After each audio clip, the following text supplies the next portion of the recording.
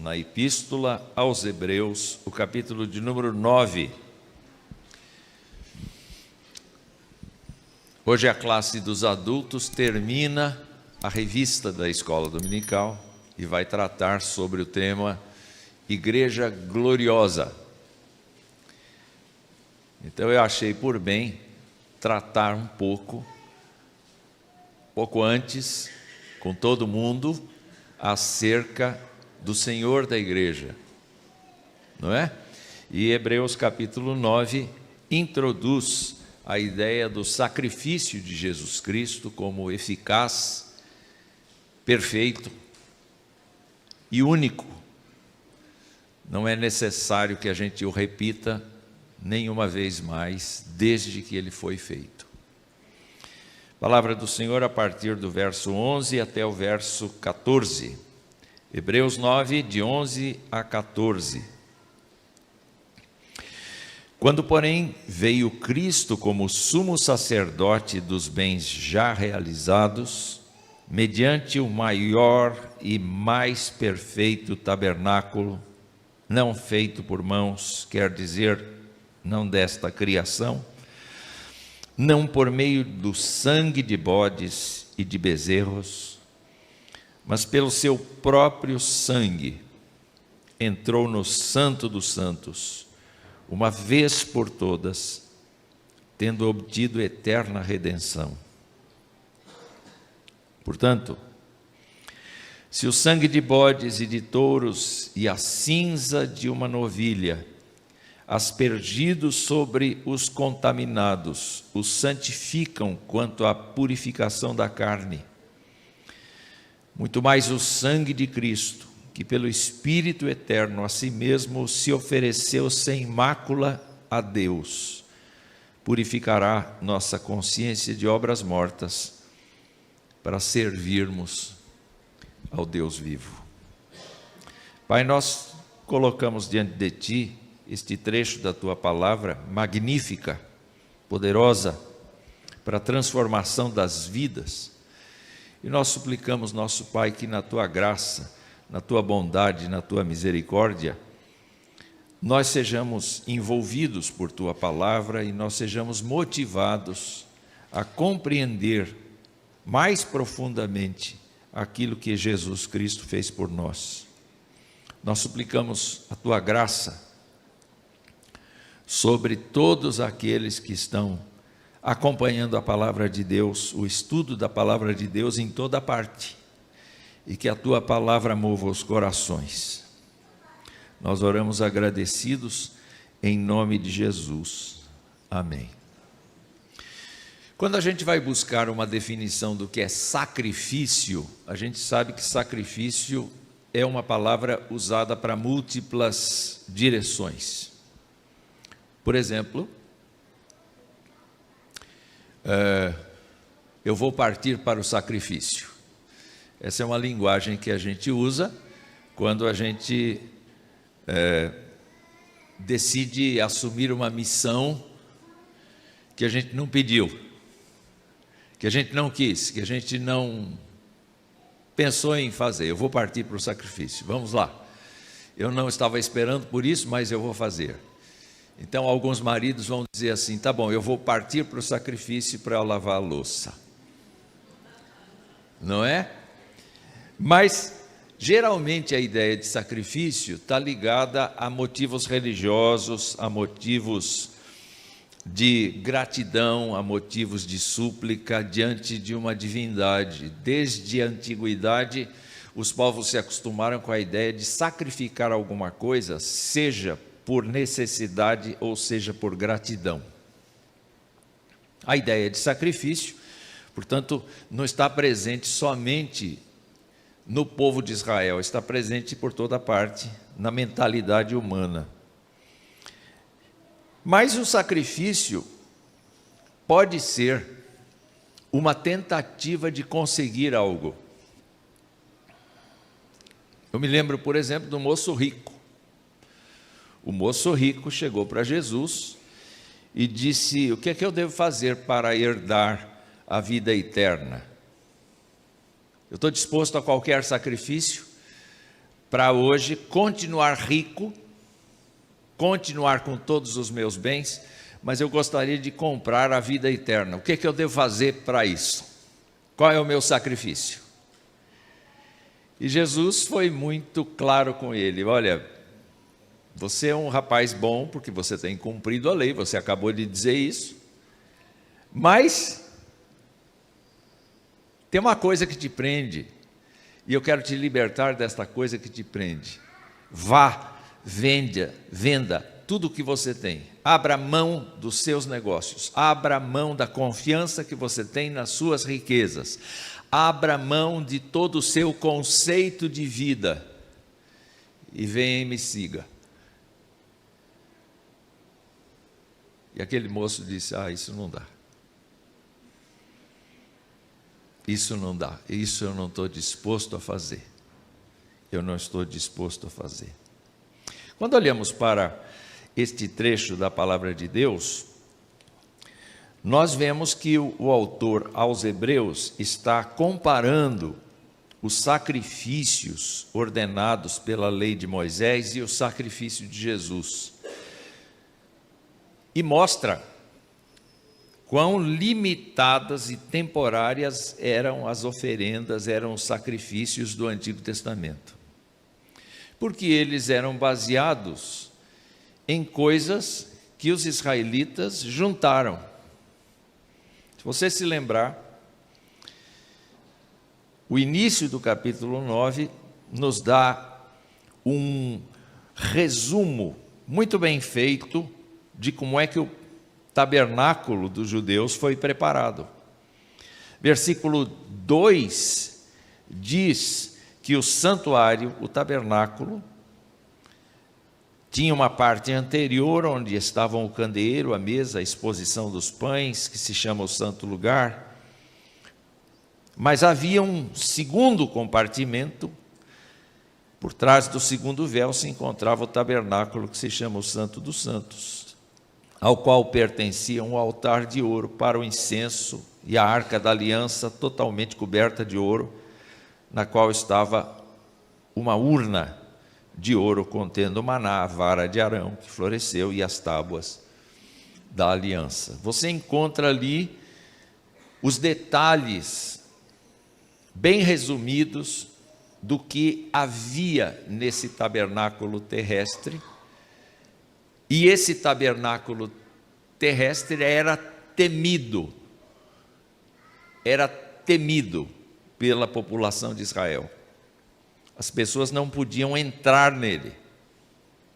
Somente a tribo de Levi, os sacerdotes e eventualmente os levitas que ajudavam a montar e desmontar o tabernáculo, só esses podiam entrar no santo lugar.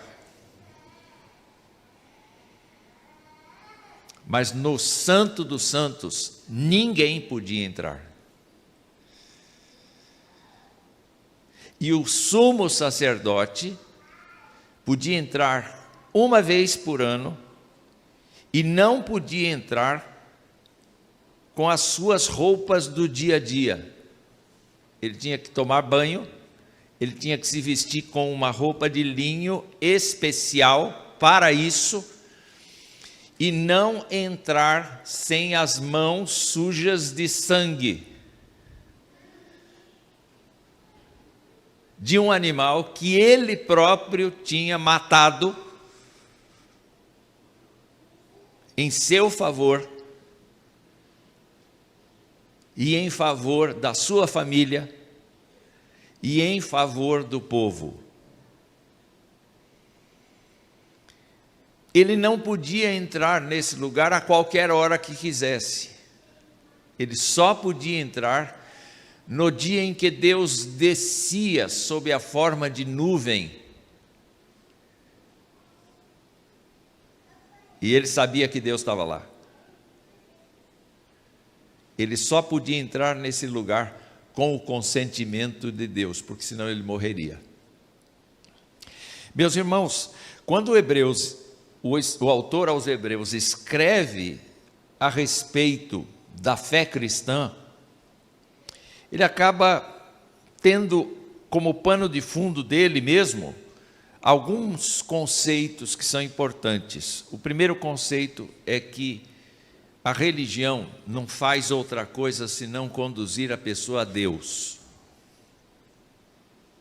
Ela não faz outra coisa, ela tem a obrigação de conduzir a pessoa a Deus. Tanto no Antigo Testamento quanto no Novo Testamento, quem professa a fé em Deus, professa a fé por meio da religião, por meio do louvor, por meio da adoração, por meio do cumprimento da ceia do Senhor, por meio de coisas. Quando a gente não frequenta a igreja, mas diz que é crente, é capaz que a gente não esteja fazendo o que Deus quer que a gente faça.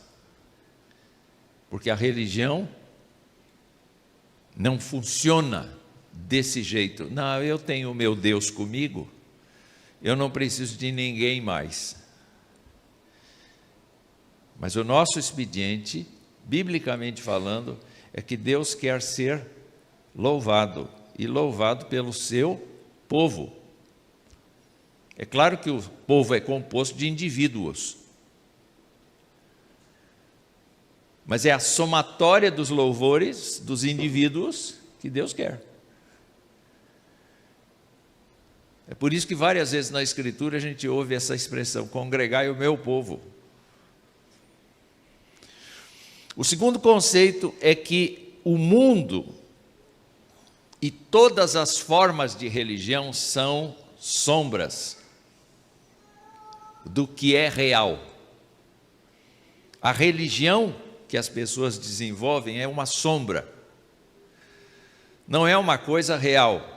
Até mesmo a religião cristã, quando a gente pensa em religião, do ponto de vista de ordenanças, tem que ser assim, não pode ser assado, tem que fazer isso, não pode fazer aquilo. Quando a gente estabelece uma série de regras e diz que isso é religião, nós estamos, na verdade, cultuando as sombras. Nós não estamos cultuando a realidade, e a realidade não tem corpo. A realidade não é visível, não tem nada aqui, nesse lugar, que dê uma pálida ideia de quem Deus é, porque Deus é eterno e não quer ser confundido com nenhuma forma. E Deus não quer ser confundido com nenhum costume da igreja, em que as pessoas se prendam e digam, você é obrigado a fazer isso, você é obrigado a fazer aquilo. Não, o chamado da Escritura é sempre no sentido de que a gente se entregue a Deus. O que é que Paulo diz, por exemplo? Ele diz,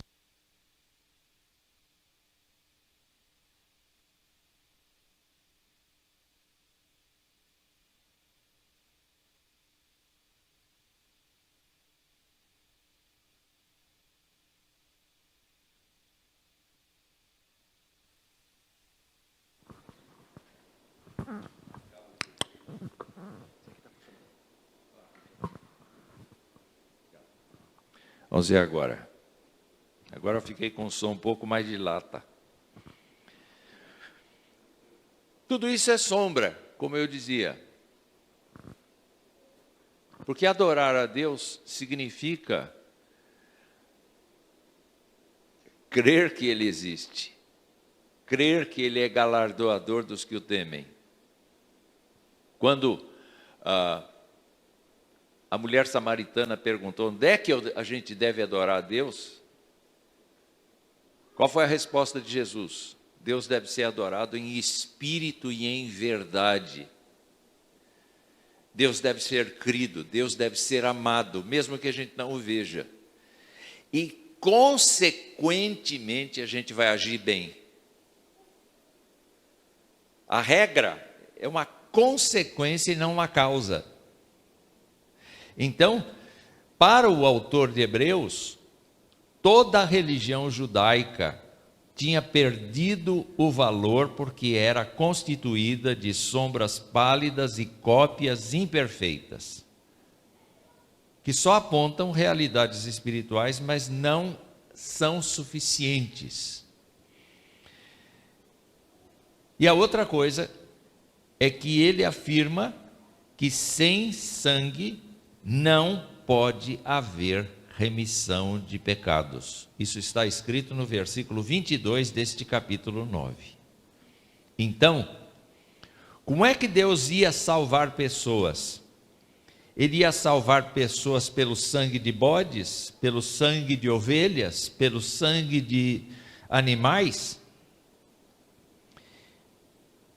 Neste capítulo 9, ele lembra como é que isso acontecia. Tinha um dia do ano que o sumo sacerdote precisava pegar um animal, um boi, matá-lo, entrar com o sangue daquele boi no lugar santo e depois no Santo dos Santos, em favor dele próprio, em favor da sua família, em favor do povo. E ele tinha que pegar um bode, aliás, 2 bodes, fazer o sorteio de um deles, e o bode que caísse para ser dado para o Senhor, ele tinha que matar e tinha que entrar com o sangue daquele bode em favor do povo. O outro bode ia ser mantido vivo, mas ele ia colocar a mão dele sobre a cabeça desse bode e simbolicamente transferir os pecados dele próprio, da sua família e do povo sobre esse bode, e esse bode seria levado para o deserto por alguém nomeado especialmente. E depois de feito tudo isso, ele tinha que tomar um bom banho. A pessoa que levou o bode tinha que tomar banho. E a pessoa que queimou todos aqueles animais que foram sacrificados também tinha que tomar um bom banho, porque Deus não aceitaria nenhum deles sem o banho. Eram muitas regras. O próprio autor aqui diz isto, que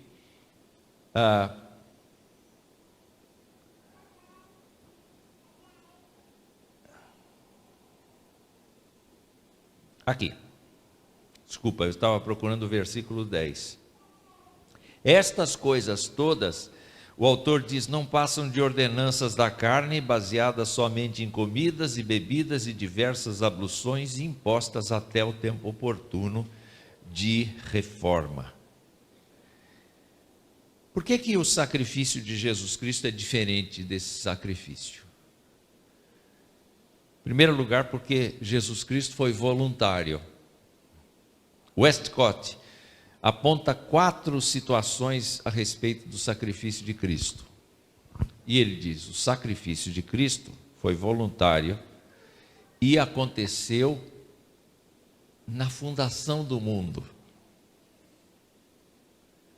Quem disse isso? Apocalipse, capítulo 13, verso 8, diz que Jesus Cristo foi sacrificado na fundação do mundo. Como assim?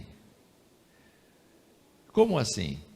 É que diante do conselho da Trindade, ele foi voluntário para vir à terra. É o que a palavra de Deus revela. Um segundo aspecto a respeito do sacrifício de Cristo é que o sacrifício de Cristo foi espontâneo. Isso quer dizer, qual foi a razão pela qual Jesus Cristo resolveu se entregar por nós? E a resposta é, foi por amor.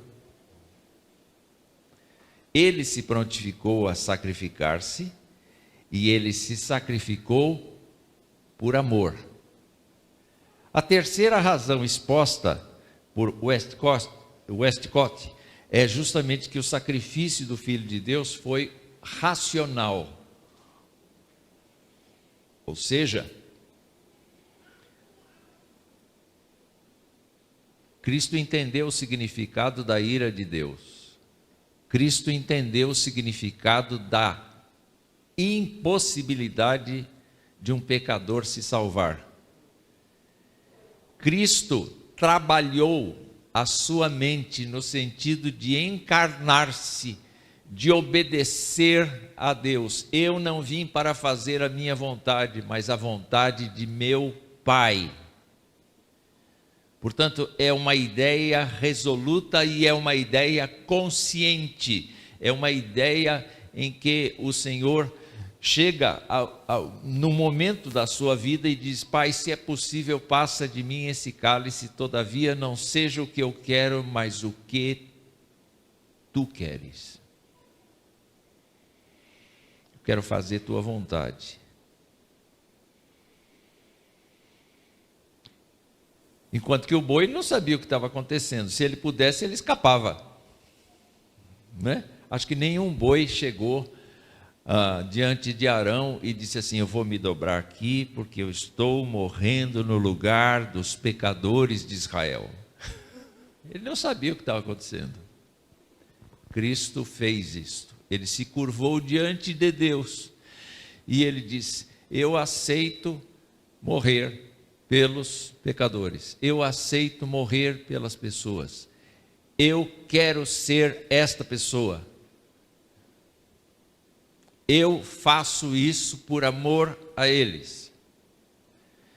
E a última coisa que o Westcott pronuncia é que o sacrifício do Filho de Deus foi moral, porque cumpriu a justiça de Deus plenamente. Deus nunca mais exigiu qualquer coisa que fosse necessário para resolver o problema da sua ira e resolver o problema do pecado.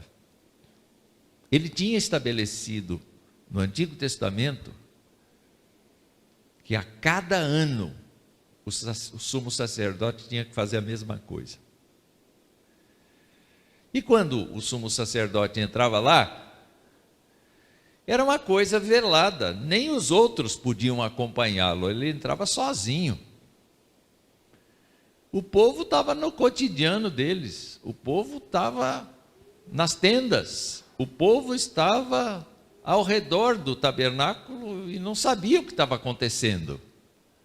Alguém levou um animal lá para sacrificar pelos meus pecados. Quer dizer, isso cerimonialmente limpa o povo.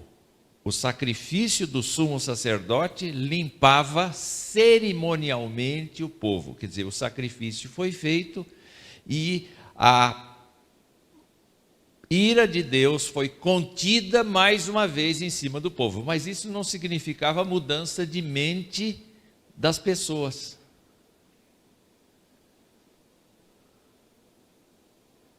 Então, quando Jesus vem, por que Jesus é superior? Em primeiro lugar, porque ele nem podia entrar no Santo dos Santos. Ele não era da tribo de Levi. Interessante, né? O autor menciona isso no capítulo 8. Se Jesus estivesse na terra, verso 4. Se Jesus estivesse na terra, nem mesmo sacerdote seria, visto existirem aqueles que oferecem os dons segundo a lei, os quais ministram em figura e sombra das coisas celestes. E é aí que a gente entende o sacrifício de Jesus, porque Jesus, quando morreu na cruz, foi um fato histórico, foi um fato que todos podiam presenciar, mas foi um fato que remete para o céu. Jesus Cristo entrou na presença de Deus, ao vivo e a cores. Antigamente a gente falava isso, né? Ao vivo e a cores, porque era branco e preto a nossa televisão.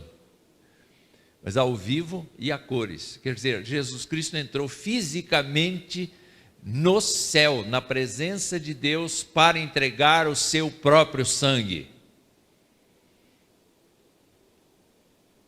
Com que objetivos? E eu quero listar 3. Primeiro objetivo, não foi para meramente perdoar os nossos pecados. Eu te perdoo, viu? Daquilo que você cometeu contra Deus, eu te perdoo. Não. Foi para acrescentar na nossa vida a sua natureza. Quando o apóstolo Paulo fala de como nós éramos, ele diz que nós éramos mortos nos nossos delitos e pecados. Espiritualmente falando, um ser humano natural é morto. Não tem comunicação com Deus. Fala, mas eu tenho religião. Você tem religião, mas você não tem comunicação com Deus. Apesar da tua religião querer te levar para Deus, ela não te leva. É um engano, é uma sombra. Quando Jesus veio, ele veio para implantar sua natureza numa pessoa que crê nele. O apóstolo Paulo falou disso, ele disse assim, não sou eu quem vive, mas é Cristo que vive em mim. Quando o apóstolo Paulo comentou a respeito da nossa relação com o pecado, ele disse no capítulo 6 de Romanos o seguinte: vocês ignoram que todos os que fomos batizados em Cristo Jesus fomos batizados na sua morte? Fomos, pois, sepultados com ele na morte pelo batismo, para que, como Cristo foi ressuscitado dentre os mortos pela glória do Pai, assim também andemos nós em novidade de vida. Porque se fomos unidos com ele na semelhança da sua morte, certamente o seremos na semelhança da sua ressurreição, sabendo isto, que foi crucificado com ele o nosso velho homem. O que a entrada de Jesus na presença de Deus com o seu sangue promove é que ele faz uma pessoa nascer de novo. Então, se eu estou olhando para crentes aqui, eu estou olhando para pessoas que tiveram uma operação do Espírito Santo na sua vida e a natureza do Senhor Jesus foi implantada na sua vida e convive com a natureza velha. Convive. A natureza velha quer dominar e a natureza de Cristo quer dominar a natureza velha. É uma guerra constante. Mas essa natureza de Cristo é que vai prevalecer, porque a nossa velha natureza vai morrer. Vai ser levada para o funeral, para o túmulo. Não vai permanecer, não vai prevalecer. O que vai prevalecer é a natureza que Jesus Cristo implantou, a vida nova em Cristo, uma nova vida. Qual é a minha preocupação? A minha preocupação é que você realmente tenha no seu coração a certeza de que houve conversão na sua existência. Que você não é um frequentador de igreja, nem uma pessoa prosélita da religião, mas que você seja uma nova pessoa em Cristo Jesus. Porque o sacrifício dele foi para isso, foi para implantar na gente a sua própria natureza. Uma natureza espiritual relevante para Deus. A segunda coisa que eu vejo aqui, é que ele menciona aqui, que Jesus Cristo promoveu, obteve uma eterna redenção. E é muito interessante a gente pensar no fato, meus irmãos, de que, por que não é necessário Jesus repetir? Porque o que ele fez tem efeitos eternos. Tanto no plano de Deus, quer dizer, a justiça de Deus foi satisfeita de uma vez, como também na vida de uma pessoa em que ele entrou. Ele nunca vai sair dessa pessoa. A pessoa pode enfraquecer, pode ter momentos de dúvida, a pessoa pode ter momentos de tentação, a pessoa pode ter momentos de sofrimento, a pessoa pode desvairar, Mas se Jesus entrou na vida dela, ele nunca mais sai. Porque a proposta do plano de salvação é que, uma vez salvo, salvo para sempre. Como é que a gente pode confirmar isso? O Senhor Jesus Cristo, quando falava com os judeus, ele falava coisas tão fortes. E ele disse em João, no capítulo 6, o seguinte, versos 38 a 40.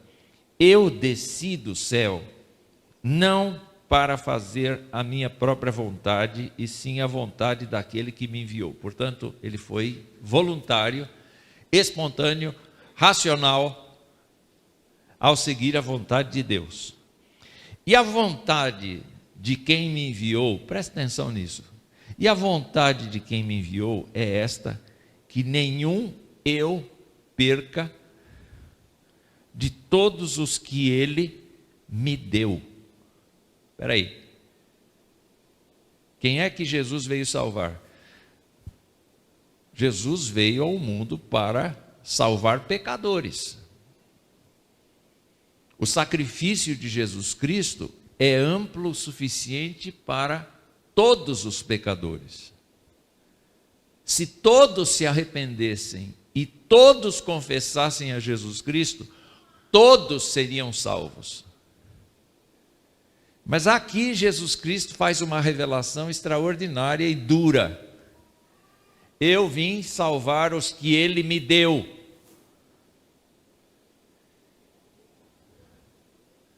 Portanto, existe a possibilidade de Deus não ter dado a Jesus Cristo a algumas pessoas.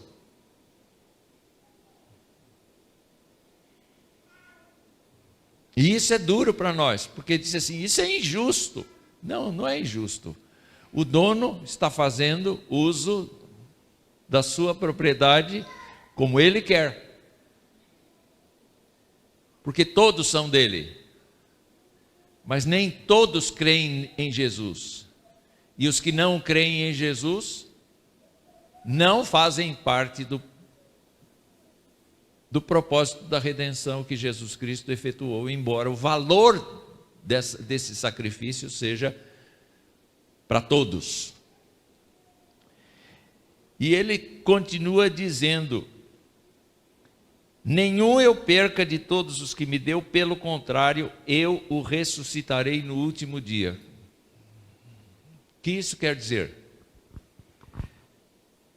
Quer dizer que mesmo que eu faleça neste mundo no século 21, e eu vou falecer no século 21, está longe de acabar o século 21. Eu acho que a boa maioria aqui vai. Adeus. Não é? Mas qual é a promessa? Eu ressuscitarei no último dia, naquele dia em que eu vou voltar. E que mais ele diz? De fato, a vontade de meu Pai é que todo homem que vir o Filho e nele crer tenha a vida. Que vida? Vida eterna. Portanto, fica difícil a gente dizer, não, Deus muda de ideia. Deus não muda de ideia.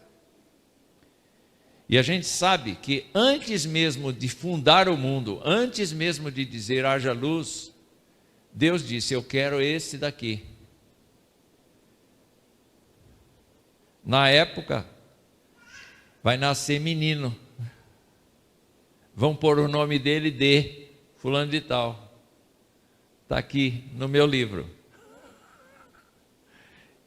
Eu vou me apresentar a ele. Eu vou convencê-lo do pecado, da justiça e do juízo. Ele vai espernear, mas ele vai me desejar. Eu vou atraí-lo por meio do meu filho. E o meu filho vai dar para ele, no último dia, a ressurreição do corpo. Isso é louco. Isso é a verdade. E eu quero terminar dizendo que todo esse processo que Jesus Cristo se sacrifica voluntariamente, espontaneamente, racionalmente, moralmente, não tem apenas o propósito de transformar a sua vida numa vida espiritual. Não apenas de dar para você a esperança da ressurreição no último dia. Mas Jesus disse para os discípulos: não foram vocês que me escolheram, mas eu escolhi vocês, e vos nomeei para que vades e deis fruto, e o vosso fruto permaneça. Hebreus também fala isso, meus irmãos, quando afirma aqui que o sangue de Cristo, que pelo Espírito eterno a si mesmo se ofereceu sem mácula, verso 14, sem mácula a Deus, purificará a nossa consciência de obras mortas para servirmos o Deus vivo. De repente, nós somos a tribo de Levi. De repente, nós somos transformados, não naqueles que praticam ritos, naqueles que praticam festas de comida e de bebida, nós somos aqueles adoradores a quem o Pai confia o ministério sacerdotal sobre a terra. Por que Cristo nos salva? Para nos dar o céu? Isso seria injusto. O que é justo? Ele nos salva para sermos suas testemunhas nesse planeta enquanto nós vivermos. E nós vamos sofrer por isso. E aquele que está disposto a dar a sua vida por Cristo, porque Cristo deu a vida dele pela pessoa, esse é o que vai ser ressuscitado no último dia. Se nós dissermos: eu aceito Cristo, eu creio que Cristo existe, Ele foi o melhor dos homens, não venha com essa prosa não. Jesus Cristo é meu Senhor, é meu Salvador, e eu sou sacerdote dele. Eu o sirvo na terra. Ele é meu Senhor, meu cabeça. É cabeça da minha igreja, de uma vez para sempre. Eu creio que você deveria pensar, então, no fato do que Jesus Cristo fez. E se há alguma glória na igreja, é por causa da glória dele.